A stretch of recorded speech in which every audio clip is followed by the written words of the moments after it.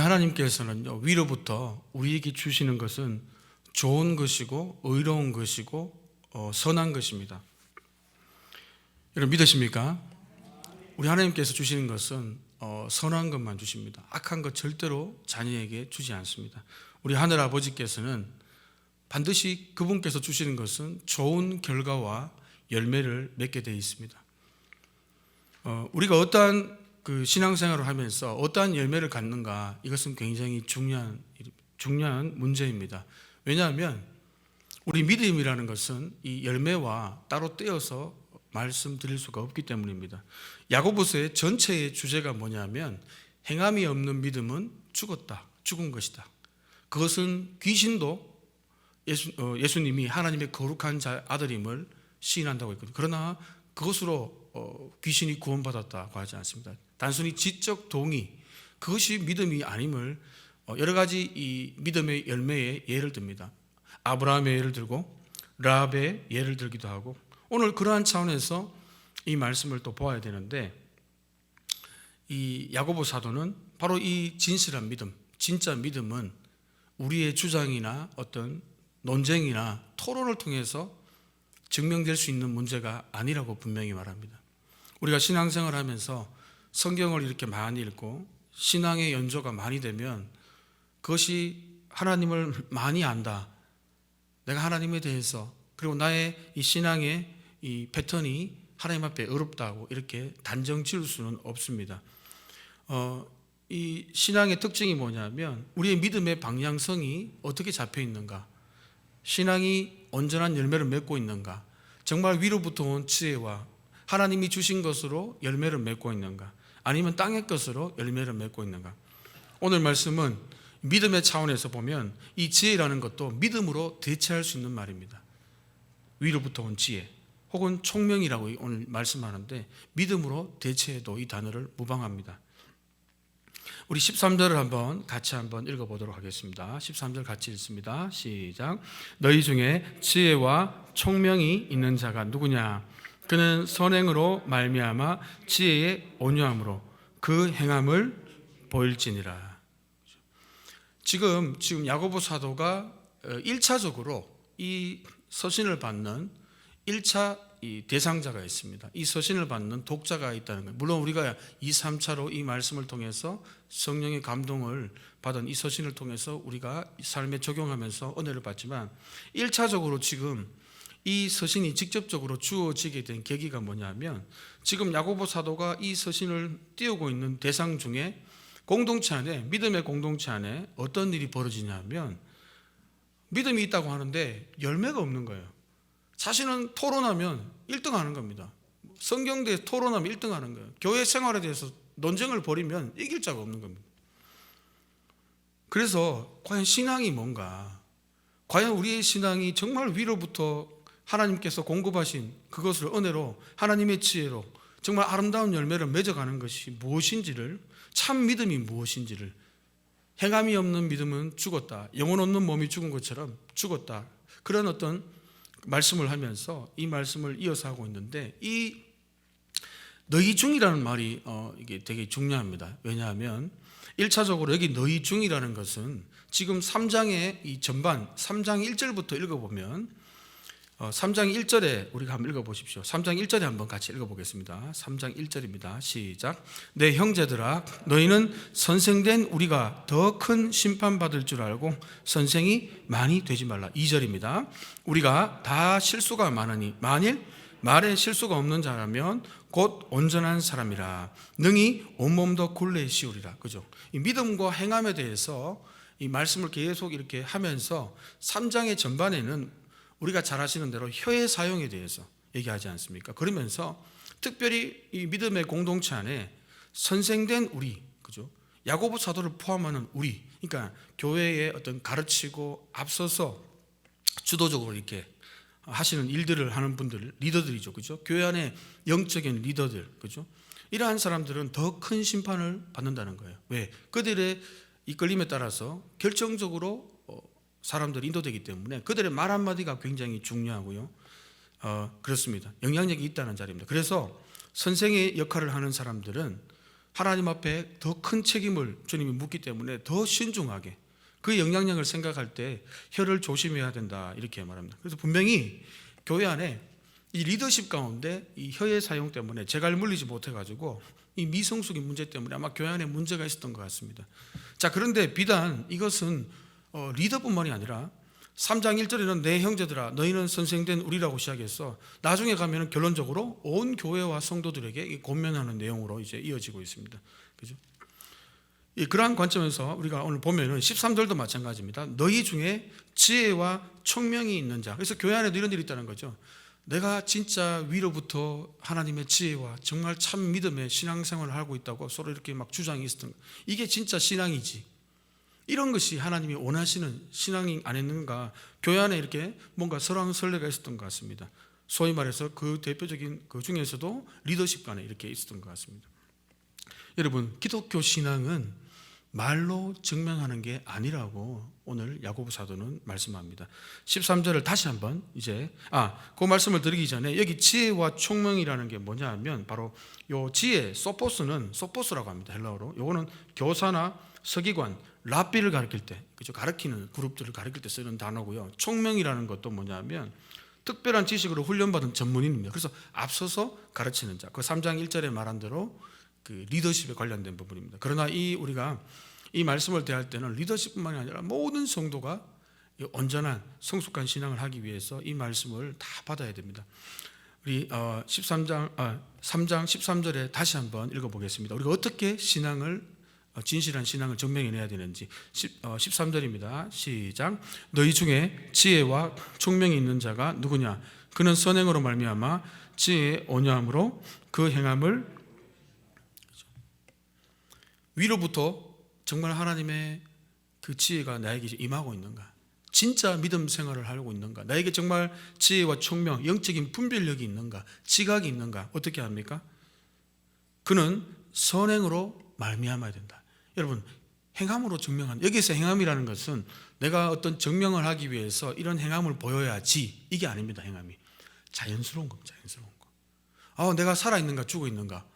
여러분, 내가 살아있는 걸 증명해봐라. 누가 이렇게 말씀하시면 옆에 가서 일부러 막 숨을 쉬고 이런 사람은 없거든요. 그냥 얘기하면 살아있구나. 얘기하시니까 숨 쉬니까 얘기하는 거잖아요. 그죠? 정상이라는 겁니다. 살아있다는 걸 압니다. 마찬가지로 자연스러운 위로부터 지혜가 임하면요, 자연스럽게 선행의 열매가 나오게 됩니다. 여러분 믿으십니까? 그리고는요, 좀 더 구체적으로 어떠한 모습이 보이나 하면 선행으로 말미암아 지혜의 온유함으로 그 행함을 보일지니라. 그러니까 선행이 나오는데 반드시 진짜 위로부터 지혜를 받으면 아름다운 열매가 나오는데 누가 봐도, 그런데 그것은 지혜의 온유함으로 나온다는 것입니다. 온유함.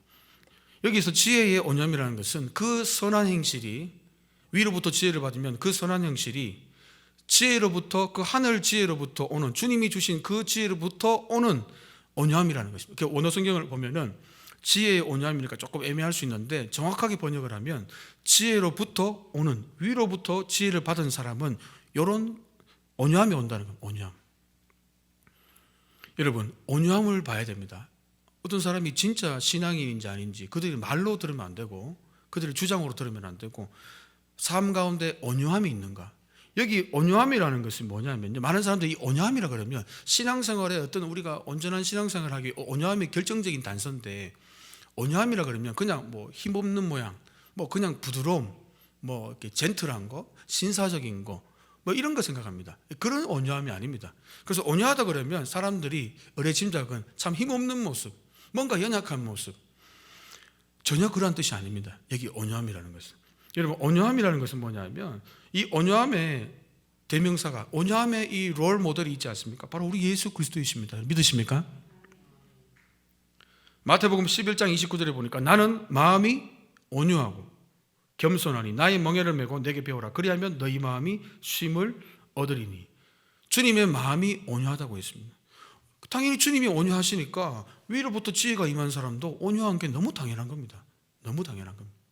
그런데 여기 온유하다는 것은 뭐냐면, 오늘 온유라는 단어는 뭐냐면 원래 1차적인 의미가 잘 훈련된 야생마입니다. 야생마. 이 뜻이 원래. 야생마는 길을 들여지지 않았지 않습니까? 그런데 길들여진 잘 길들여지고 훈련된 야생마를 가리킵니다. 이 온유라는 단어가. 이게 무슨 말인 거 아니? 여러분, 예수님이 십자가를 그 사명을 감당하시면서 가진 고통과 멸시, 천대 다 겪었거든요. 심지어는 제자들도 계실 거야. 예수님, 저 대적하는 놈들 저거 불을 하늘에서 좀 불 떨어지게 해가지고 저거 좀 망하게 좀 해주십시오. 그럼 주님이 그렇게 하지 마라 이렇게 말씀하시거든요.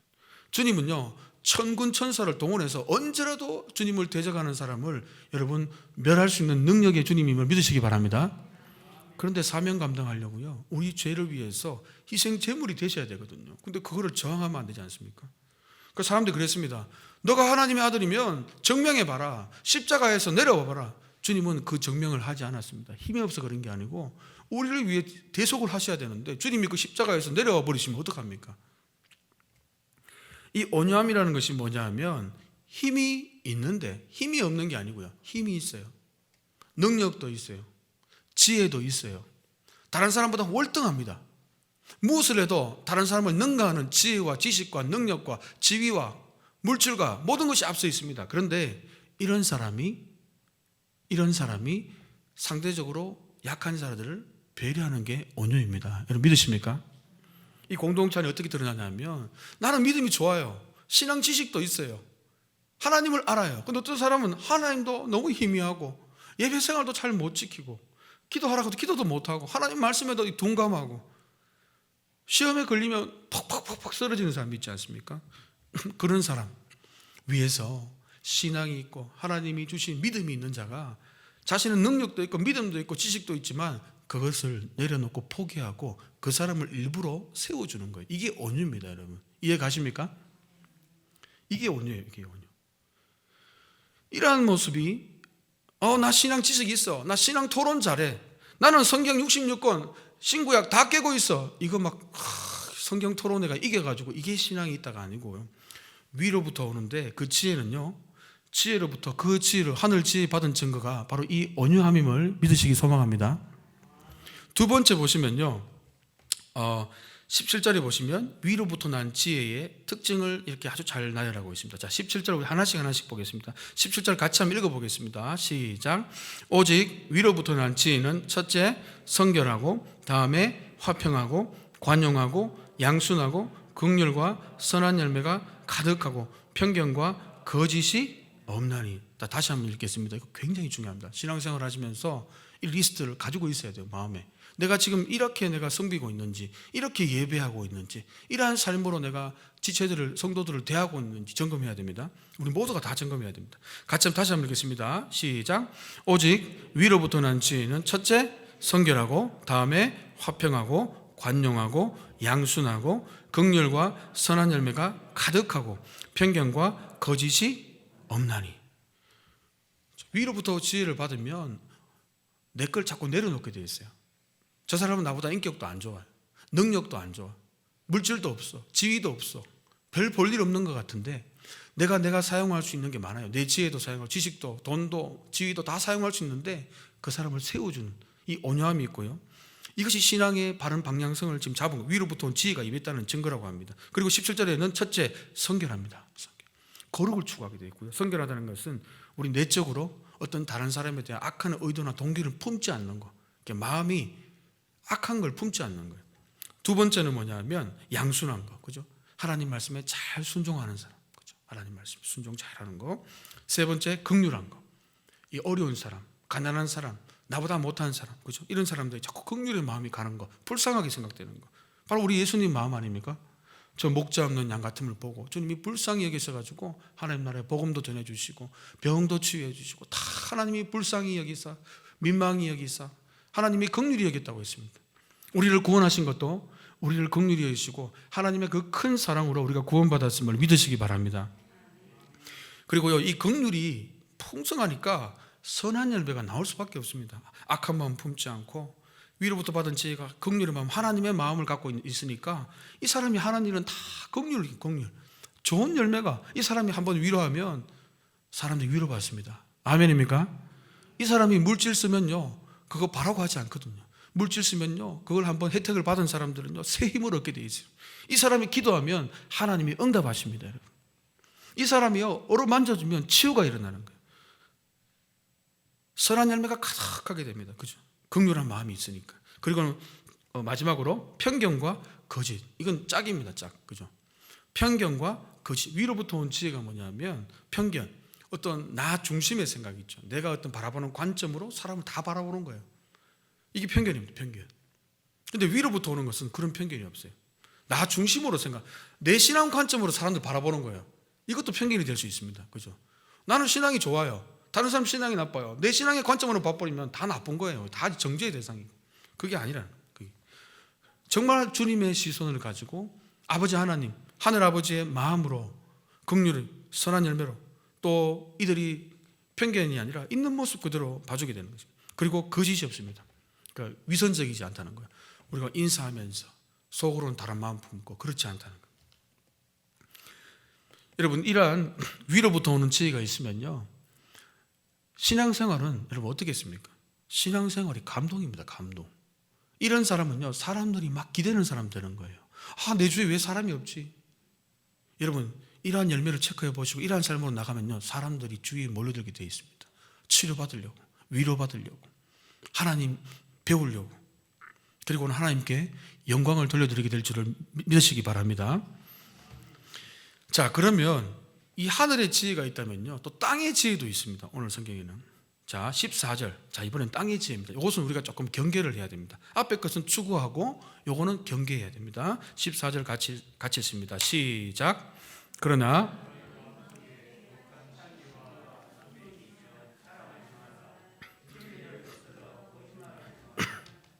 15절입니다.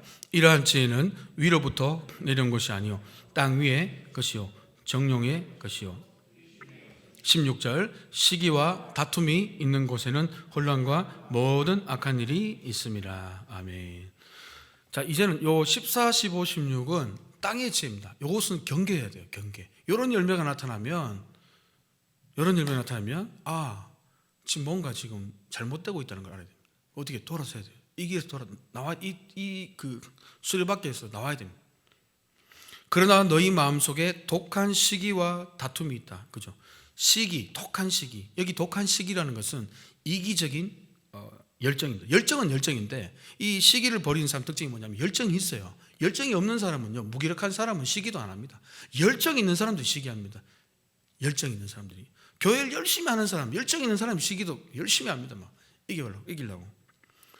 여기 정확하게 번역을 하면 독한 시기라는 것은 이기적인 열정입니다. 열정은 열정인데 이 방향이 잘못 잡힌 거. 이기적인 열정. 그리고 아까 다툼이 있죠. 다툼은 정확하게 번역을 하면 이기적인 야망. 그래서 두 가지 이 단어가 시기와 다툼이 뭐냐 하면 자기중심. 아까 우리 위로부터 온 지혜는 어떻습니까? 성결하고 화평하고 양순하고 관용하고. 제가 관용을 아까 빠져먹었네요. 관용은 다 아시니까. 그죠? 관용하고 양순하고 긍휼하고 선한 열매 편견과 거짓이 없다. 이건 전부 이타적입니다. 이타적. 사람을 세우고, 그죠? 이런 일이고, 이 땅의 지혜는 뭐냐면요, 철저한 나 중심이에요. 나 중심.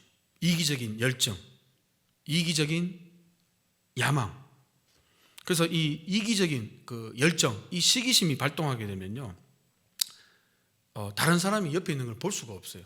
어찌하든지 간에 그걸 제거시켜야지. 이 속이시하는 겁니다. 속이. 그러니까 자기가 드러나야 되거든요. 이기적인 야망은 뭐냐면요, 다툼인데, 다툼이라고 이렇게 한글 성경이 번역되어 있는데 여기는 당파입니다. 사도 바울은 이 단어를 다른 또 이 그 고린도 전서나 후서나 갈라디아서에 보면 이 똑같은 단어를 어떻게 쓰고 있냐면 당파라는 단어로 의미로 이걸 썼습니다. 그러니까 이 독한 시기와 다툼이 있는 사람은 철저히 하나님 중심, 우리 이웃 중심이 아니라 성도 중심이 아니라 교회 중심이 아니라 철저한 자기 중심. 그래서 아주 전투적인 사람. 이겨야. 이 표정이 달라요. 이런 분들을 보면 표정이 무서워요. 옆에 있으면 이기려고 막 계속 이기려고. 마음에 평안이 없습니다. 이런 분들을 보면. 그러니까 그런 게 있으면 내가 신앙생활 잘하고 있다고 자랑하지 말라는 거예요. 이거 하나님으로부터, 하나님께서 내가 온전한 신앙 믿음 생활하고 있다, 자랑하지 말라. 14절의 후반절 보시면 시기와 다툼이 있으면 자랑하지 말라. 오히려 돌아서야 될 일이라고. 자랑하지 말라. 진리를 거슬러 거짓말하지 말라. 그죠? 여러분, 진리의 영이신 성령은 여러분 하나 되게 하는 영임을 믿으십니까? 성령이 하나 되게 하신 것을 힘써 지키라. 성령으로 컨트롤되는 사람, 성령이 우리를 인도받는 사람, 성령 충만하게 되면요, 하늘 지혜로 충만하게 되면 어떻게 됩니까? 하나 되기를 힘씁니다. 화평을 추구하게 돼 있어요. 절대 자기 중심적이, 오히려 자기를 내려놓습니다. 온유함을 보이거든요. 그러니까 우리 신앙이 성숙하면 자꾸 자기 걸 포기하게 돼 있어요. 그 주님도 너희가 나를 따르고 제자가 되려면 자신을 부인하고, 믿으십니까? 자기 자신을 부인하고, 자기 자신을 부인할 수 있어야 됩니다. 그래야 제자가 됩니다. 이게 진리를 거슬러 거짓말하지 말라. 그죠? 이 사람들은 어떤 스타일이냐면 시기와 다툼이 있기 때문에 이것을 관찰해야 되기 때문에, 이 다툼이라는 건 뭐냐면 특별히 아까 말해서 당파나 이 분열입니다. 분열. 그러니까 자기 편을 가지고 이제 이렇게 이런 공동체 안에 자기의 어떤 이런, 우리 공동체가 성령 안에 말씀 안에 하나 돼야 되는데 자기의 속의 목적, 자기 편을 이렇게 자꾸 삼거든요. 그러니까 교회가 자꾸 이렇게 분열되게 되어 있습니다. 이러한 일이 벌어집니다. 그래서 뭔가 이 자꾸 분열되는 역사가 일어나지 않습니까? 이거는 마귀의 역사입니다. 이거는 볼 것도 없습니다. 그 제가 어떻게 확신합니까? 확신하죠. 15절에 그대로 있습니다. 이 말씀이 15절 같이 한번 읽겠습니다. 시작.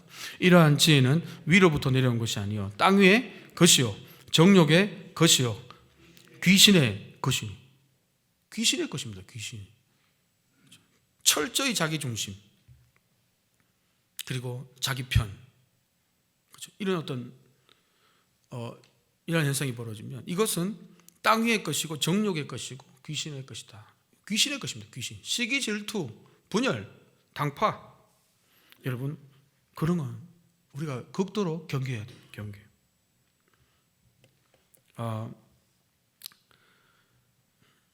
16절에 보면 시기 다툼이 있는 곳에는 혼란과 모든 악한 일이 있다. 위로부터 온 지혜는요, 정말 아름다운 선한 열매가 많은 반면에 위로부터 오지 않는 것은 시기와 다툼이 있는 곳에는 혼란, 모든 악한 일이 다 생긴다는.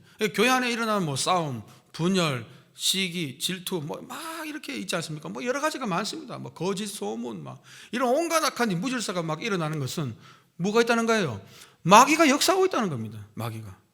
시기, 질투, 이기적인 이런 열정, 이기적인 야망, 이것으로 인한 당파와 분열은 그 기저에 뭐가 있다는 거예요? 이것은 귀신의 것입니다. 귀신의 것. 마귀에게 조종당하고, 누군가 모르게 마귀에게 지금 조종당하는 사람이 있다는 거예요. 여러분, 마귀가 아니라 우리는 성령 하나님이 우리를 지도하시고 인도하시기를 소망합니다. 여러분, 성령이 충만한 사람 특징이 뭔지 아십니까?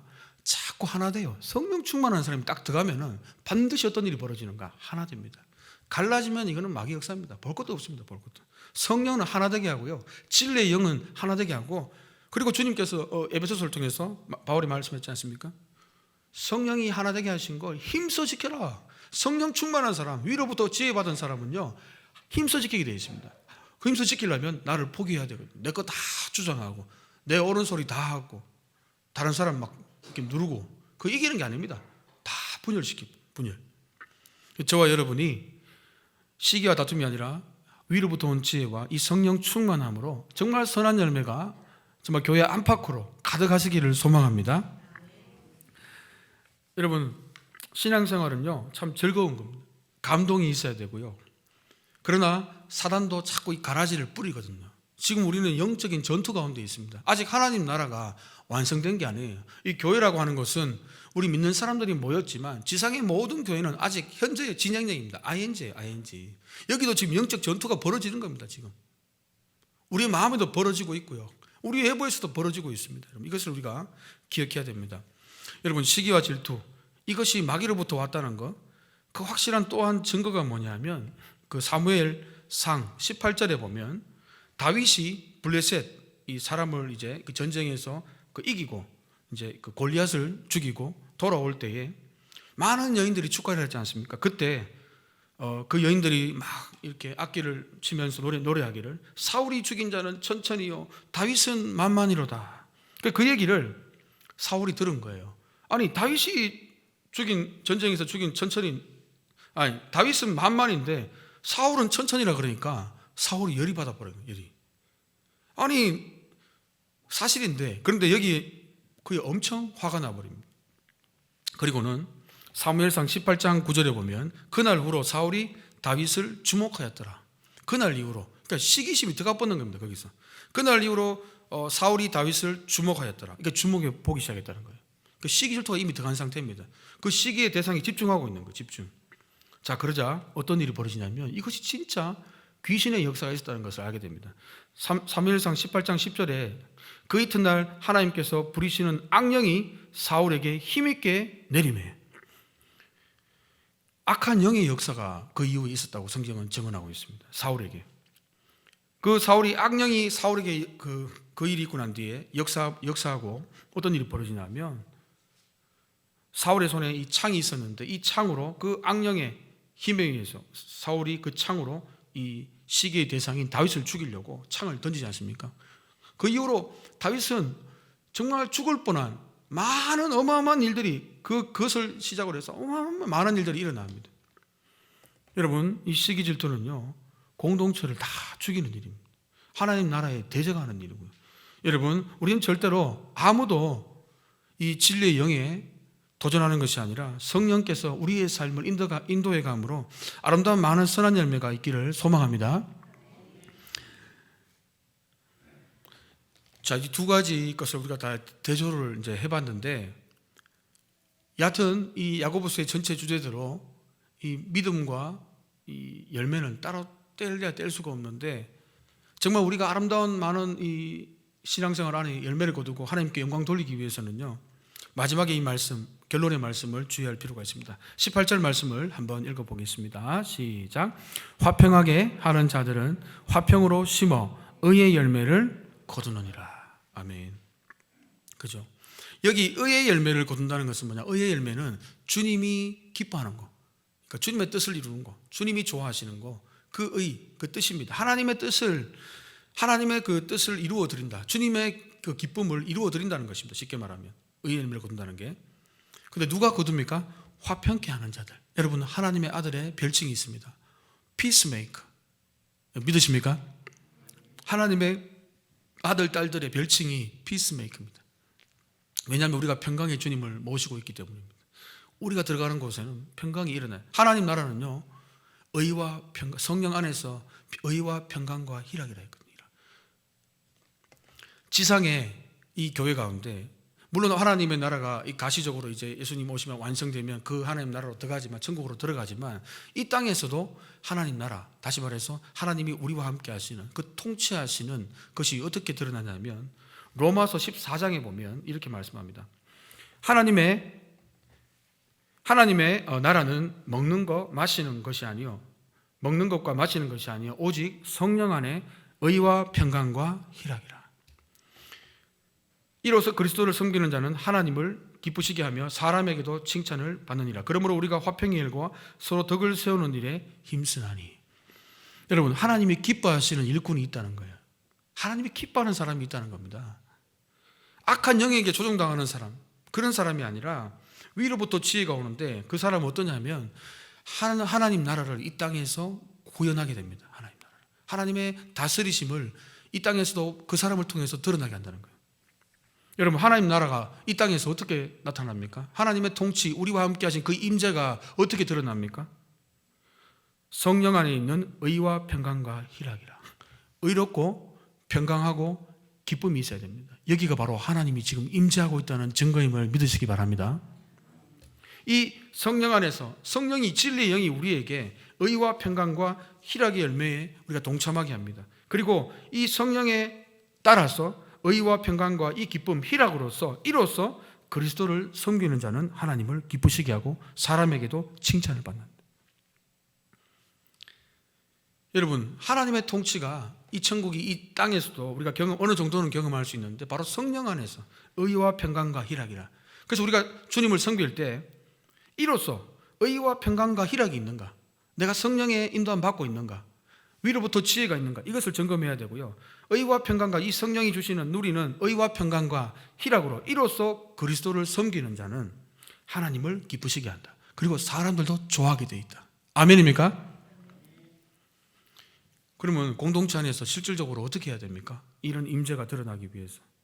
그래서 로마서 14장 19절에는요, 실제로 이런 위로부터 오는 지혜와 성령의 인도받는 사람 특징이 뭐냐면, 그러므로 우리가 화평의 일과 서로 덕을 세우는 일에 힘쓴다는 겁니다. 실질적으로 하나님 나라가 여기 어떻게 임하냐면 화평의 일과 덕을 세우는 것, 다른 사람을 세우고 나 자신을 포기하고 평강을 추구하고 평화를 추구하는 이 사람들을 통해서 실제로 하나님 나라가 이루어진다는 겁니다.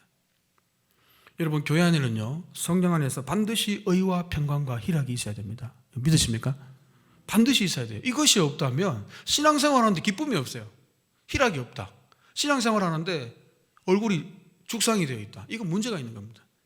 신앙생활은요, 밖에 죽상이 되어 있더라도, 울상이 되어 있더라도 우리가 성령 안에, 교회 안에 이 성령 충만한 공동체에 모일 때는요, 기쁨이 일어나야 됩니다. 여러분, 마음의 평강을 잃었어요.